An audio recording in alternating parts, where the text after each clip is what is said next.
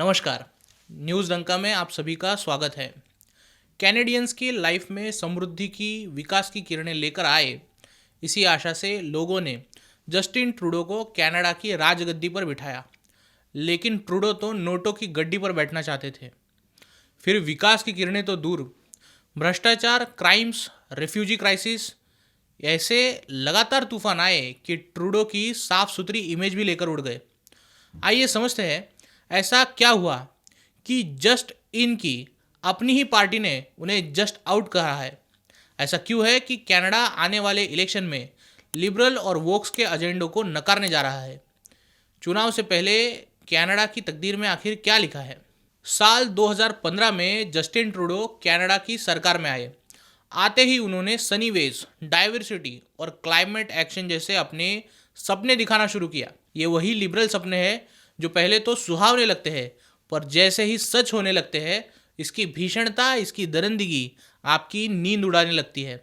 शुरुआत में कनाडा के लिए ब्लू आइड बने जस्टिन ट्रूडो ने वी चैरिटी स्कैंडल को अंजाम दिया, जिसमें ट्रूडो ने अपने ही परिवार के फाउंडेशन को सरकारी तिजोरी से करीब $1 बिलियन मतलब करीब 8,000 करोड़ रुपए के आसपास की रकम थमा दी। याद कीजिए, भारत में साल 1991 में ऐसा ही कुछ हुआ था। जब देश आर्थिक संकट के साथ जूझ रहा था, तब आजकल सभी के प्यारे बने अर्थशास्त्री मनमोहन सिंह जी ने राजीव गांधी फाउंडेशन को 100 करोड़ रुपए दिए थे। मुझे कभी कभी लगता है कि कांग्रेस से ही प्रेरणा लेकर ट्रूडो ये सब करते रहते हैं। जस्टिन ट्रूडो ने लोगों पर क्लाइमेट एक्शन के नाम पर कार्बन टैक्स लगाया। वो खुद लेकिन लाखों लीटर तेल जलाकर हवाई सफ़र करते रहे। कार्बन टैक्स के चलते कनाडा के एवरेज 4 लोगों के परिवार को सालाना $1,200 खर्चने पड़ते हैं। वही 10 साल में कनाडा में पहली बार 7.7% की महंगाई दिखी। विकसित देश के लिए 7.7% की महंगाई सबसे बड़ा झटका है। कनाडा ने तो 1983 से पहली बार इतनी महंगाई देखी है।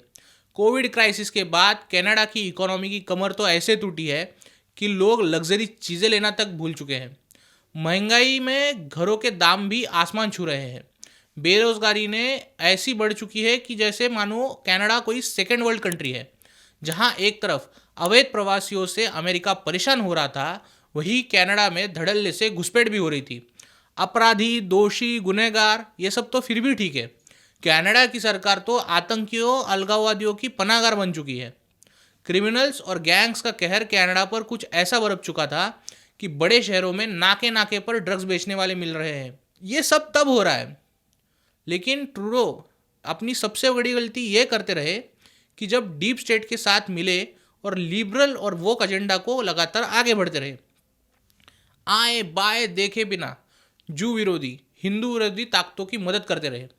इसी में हिंदू मंदिरों पर हमलों की घटनाएं भी हुई। दुनिया ने वो घटनाएं देखी। डाइवर्सिटी के नाम पर कनाडा पूरी दुनिया भर में इज्जत उछलता रहा। भारत, चाइना, रशिया, ट्रूडो ऐसे देशों को टारगेट करने के चक्कर में अपने आप को लगातार एक्सपोज करते रहे, झूठी जानकारी का फैलाव करते रहे। इस सब के बीच जस्टिन ट्रूडो ने पार्लियामेंट में एक नाजी का भी सम्मान कर दिया। इससे दुनिया भर में कनाडा की इज्जत उछाली हुई, दुनिया भर में छीतू हुई। ये सब हो रहा था एक तरफ, और दूसरी तरफ अमेरिका ने वोक लिबरल एजेंडा को नकार दिया। डोनाल्ड ट्रंप को थंपिंग विक्ट्री दिलाई। मतलब साफ है कि अमेरिका उस रास्ते नहीं चलना चाहता जहां डीप स्टेट उसे ले जा रहा, या फिर जॉर्ज सोरोस ले जाने की कोशिश कर रहा है। ये मैसेज था कनाडा के लोगों के लिए कि जितनी जल्दी हो सके ट्रूडो से पीछा छुड़वा लो। जितनी जल्दी पीछा छुड़वाओगे, उतनी जल्दी सुकून की सांस ले पाओगे। कनाडा में इलेक्शन सर पर है, और इन चुनाव में लिबरल पार्टी के लोग ट्रूडो का चेहरा लेकर मतदाताओं से मिलने जाते भी है तो मतदाता उन्हें खड़े नहीं करते। इस बात की भनक लगते ही लिबरल पार्टी की भलाई के लिए ट्रूडो ने पार्टी प्रमुख पद से इस्तीफा देने के साथ ही प्रधानमंत्री पद से भी इस्तीफा देने की घोषणा की। कमाल है, ट्रूडो पार्टी हार जाएगी इसीलिए इस्तीफा देने को तैयार हो गए। इस बात के लिए उनकी तारीफ बनती है। भारत में तो नेताजी हार की सेंचुरी मनाकर ही जाएंगे ऐसा लग रहा है। खैर, बात यही खत्म नहीं होती। लिबरल पार्टी ट्रूडो के बाद कनाडा की उप पंतप्रधान क्रिस्टिया फ्रीलैंड को प्रधानमंत्री बना सकती है। इसका मतलब चुनाव तक तो कनाडा का छीछा लेदर होना तय है, क्योंकि क्रिस्टीना और ट्रूडो इनमें कोई खास अंतर नहीं है। उल्टा मैडम उपपंतप्रधान तो जॉर्ज सोरोस की पर्सनल लेखिका तक रह चुकी है। क्राइसिस खालिस्तान को लेकर हो, इसराइल हमास का युद्ध का हो या फिर रशिया यूक्रेन युद्ध का, ट्रूडो की सरकार बिना गूदे के कूदा करती थी।